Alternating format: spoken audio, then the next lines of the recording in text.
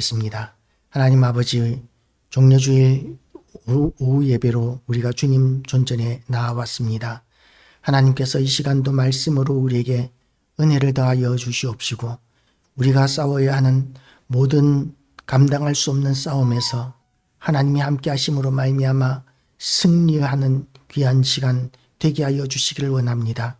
우리가 현실을 판단하고 우리의 형편을 고려해서 우리가 비관이 적이 되고 좌절하고 낭망하는 것이 아니라 하나님의 전능하심과 부유하심과 영광스러우심과 크심을 바라보며 우리가 강하고 담대해져서 우리가 싸워야 하는 모든 싸움을 우리의 힘으로 하는 것이 아니라 하나님의 말씀의 능력과 하나님의 전능하심을 가지고 우리가 싸워 이기게 하시고 우리가 날마다 하나님의 뜻을 오늘도 이루어 나가게 하여 주시기를 원합니다.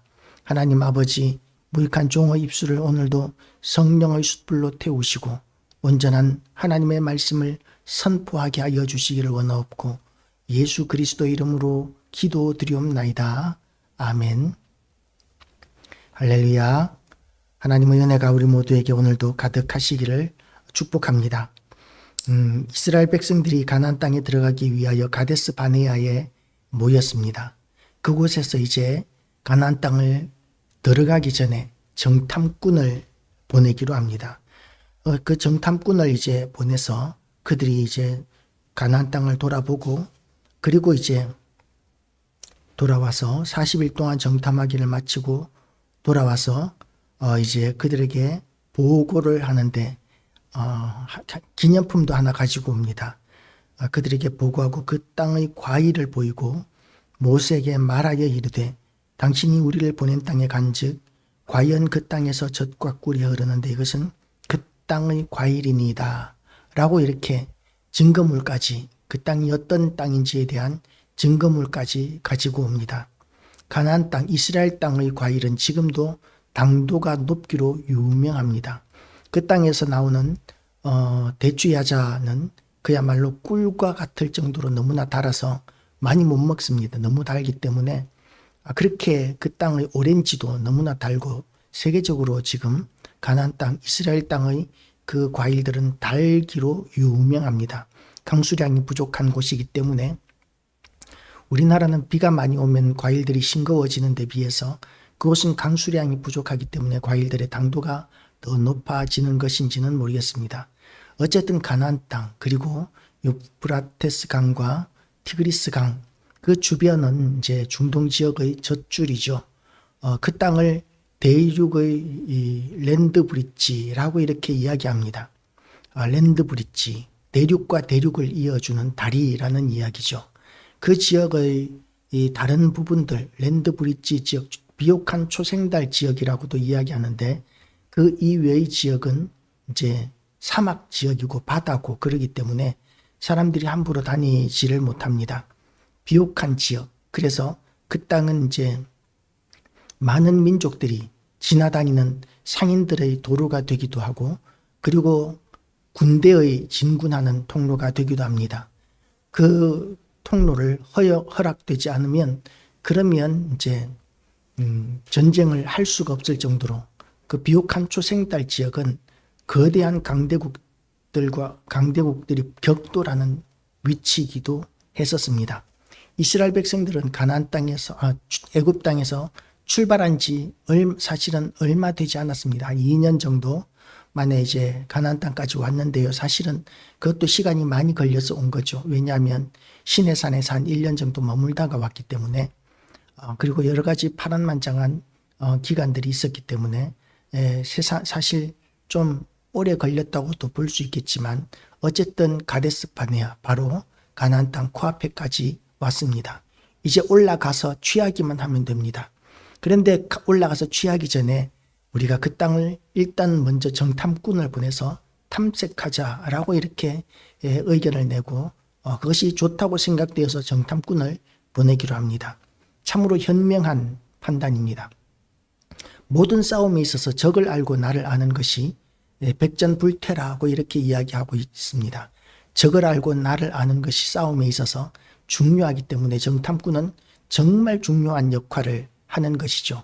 정탐꾼들의 희생이 많다고 해서 정탐꾼을 보내지 않으면 싸움 자체에서 패배하고 군대 전체가 희생하게 되는 몰살하게 되는 그런 결과가 나오기 때문에 희생이 아무리 많더라도 정탐꾼을 열심히 보내는 것이 중요합니다. 그래서 이제 정탐꾼을 보내는 것까지는 아주 현명한 판단이라고 이야기할 수 있습니다. 그런데 그 정탐꾼을 보냈더니 여호수아와 갈렙은 그 땅에 대해서 아주 긍정적으로 이야기를 하는데 나머지 10개 지파의 정탐꾼들은 그 땅을 혹평하는 것이죠. 사실 왜 그렇게 되느냐 하면 이스라엘 백성들은 출애굽하기 바로 직전 애굽 땅에서 노예 생활을 하던 민족입니다.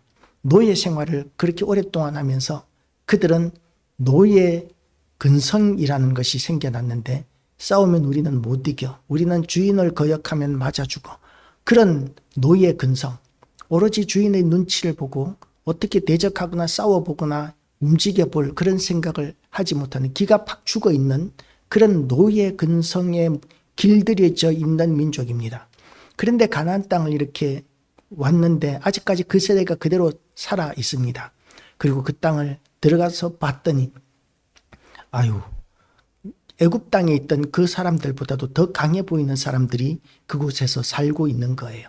그리고 그곳에서 이제 산성을 쌓고 그리고 이제 그 성 안에서 거주하고 있는데 성도 아주 높고 튼튼하고 그 성을 지키는 사람들도 아주 장대한 사람. 그 시대에는 키가 크고 힘이 세면 장땡입니다. 지금처럼 첨단 무기로 싸우는 것이 아니라 근육으로 싸우는 것이기 때문에 그야말로 키가 크고 힘이 세면 그러면 아주 장수가 되고 싸움을 잘하는 것이 되는 것이죠. 난쟁이 몇 명 달라드는 것보다 힘센 사람, 격투기 한 명이 있으면 격투기 선수 한 명과 일반인 10명이 싸우면 격투기 선수 한 명이 이긴다고 합니다. 그렇게 싸움에 길들여져 있는 체격 조건도 아주 유리한 그런 사람들이 그 가나안 땅을 지키고 있습니다. 왜 그 사람들이 그 가나안 땅에서 그렇게 장대한 사람이 되었겠습니까? 그 땅이 비옥한 땅이고 그 땅에서 농산물이 많이 나고 먹을 것이 많기 때문에 잘 먹어서 그들이 장대해지는 것이죠. 우리나라 사람들도 먹을 것이 없을 때는 키가 아주 작았었습니다. 우리 부모님 세대만 해도 키가 아주 작았었는데 지금은 아시아에서 우리나라 아이들이 제일 키가 큰 편에 속할 정도로 그렇게 많이 자랐는데 그 이유가 뭐냐 하면 잘 먹어서 그런 것이죠. 그렇게 잘 먹었기 때문에 그들이 장대해지고 커졌습니다. 그런데 그렇게 그 땅이 좋은 땅이기 때문에 그런 사람들을 길러내었기 때문에 그 땅을 쳐다볼 때에 그 땅을 우리가 가지게 되면 우리가 저렇게 강해지고 장대해질 것이다. 우리가 강해질 것이다. 그렇게 생각을 하고 그 땅을 차지해야 되겠다고 생각하는 것이 아니라 노예 근성을 가지고 우리는 저 땅을 차지할 수 없고 저 땅의 백성들과 싸워서 이길 수 없다는 그런 생각을 하는 것이죠. 어쩌면 그 생각이 맞습니다. 아주 현명한 생각이고 객관적인 판단이고 논리적인 판단입니다.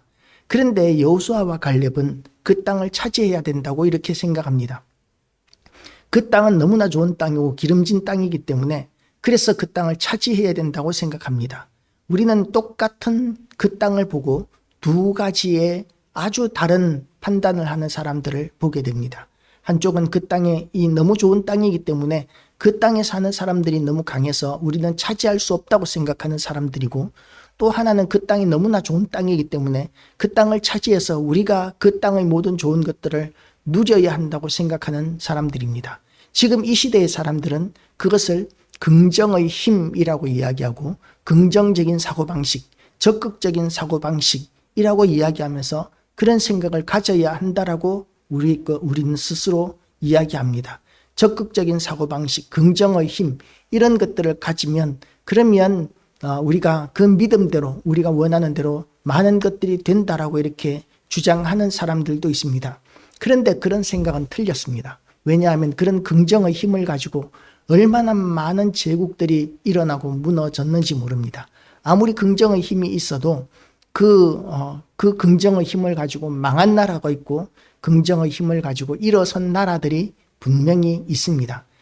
무너진 나라들, 망한 나라들이 사실은 훨씬 더 많다고 봐야 하는 것이죠. 그렇기 때문에 우리는 그 땅에 들어갈 수 없다고 생각하는 것이 지극히 논리적이고 합리적이라고 생각할 수 있습니다. 그리고 또한 그 땅을 차지하겠다고 생각하는 사람들은 자기 주제 파악을 못하는 너무나 무지몽매한 그런 터무니없는 주장을 하는 사람들이라고 생각하는 것이 합당합니다. 그런데 우리가 가져야 할 마음의 가짐은 어떤 것이어야 합니까? 두 가지 다가 아닙니다. 두 가지 지금 세상 사람들이 이야기하는 긍정의 힘도 틀렸고, 그리고 또한 세상 사람들이 이야기하는 주제 파악, 현실 파악, 객관적인 사실, 논리적인 판단, 이것도 다 틀린 생각입니다. 우리가 가져야 할 마음은 믿음의 마음입니다. 하나님께서 우리에게 뭐라고 말씀하셨는지, 하나님의 뜻이 무엇인지 그것이 훨씬 더 중요하다는 것이죠. 현실이 어떠한가는 사실은 그것도 중요하지만 그보다 더 중요한 것이 하나님의 뜻이 어디에 있느냐입니다. 하나님께서 말씀하시고 하나님의 뜻이기만 하다면 불가능한 일들이 얼마나 많이 일어났는지 모릅니다. 예수님께서 이제 광야에서 말씀을 마치시고, 그리고 이 제자들에게 너희들에게 먹을 것이 있느냐, 이 많은 사람들이 멀리서 왔기 때문에 돌아가는 길에 기진할까 걱정이구나 라고 이렇게 말씀하셨을 때에 제자들은 우리에게 있는 것은 물고기 2마리와 떡 5개밖에 없습니다.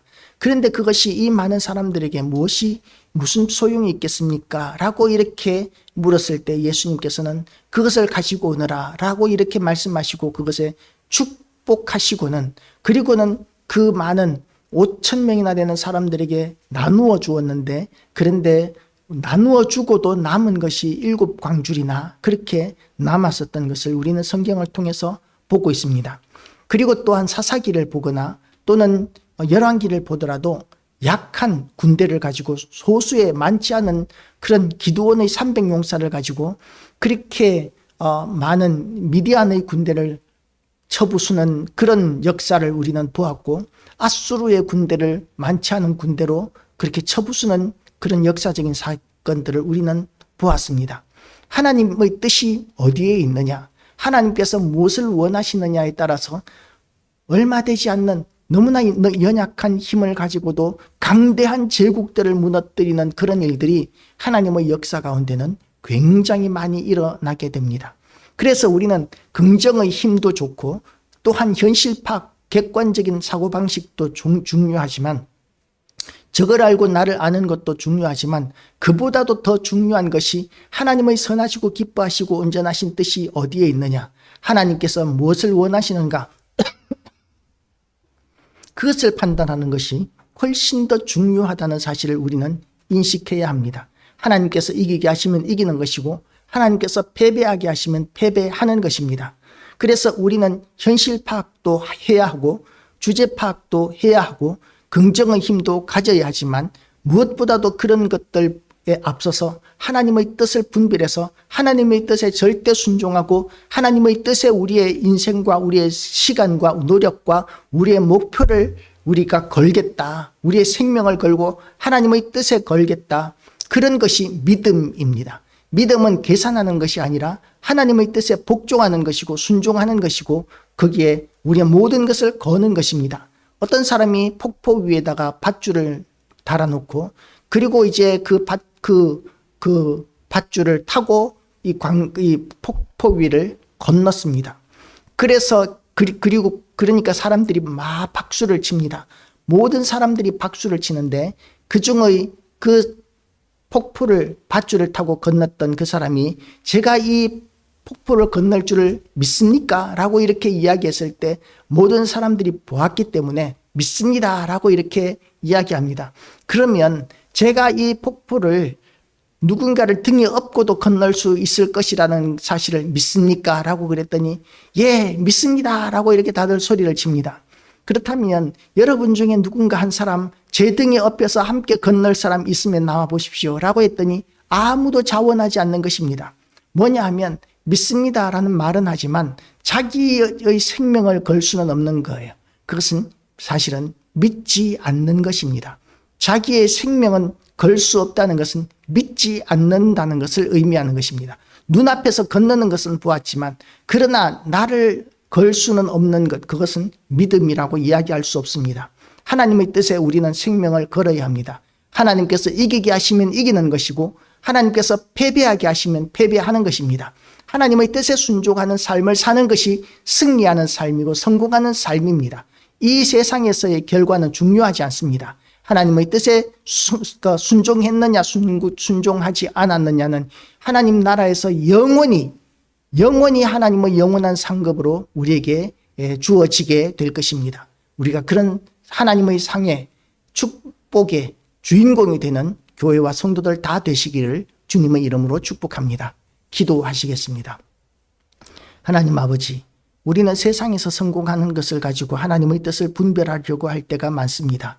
하나님 아버지, 물론 세상의 성공도 하나님의 뜻에 달려있을 때가 많지만 그보다는 하나님의 뜻에 절대적으로 순종하면서 우리의 모든 것을 걸 수 있느냐가 믿음의 관건이라는 것을 오늘 이 말씀을 통해서 우리가 묵상합니다.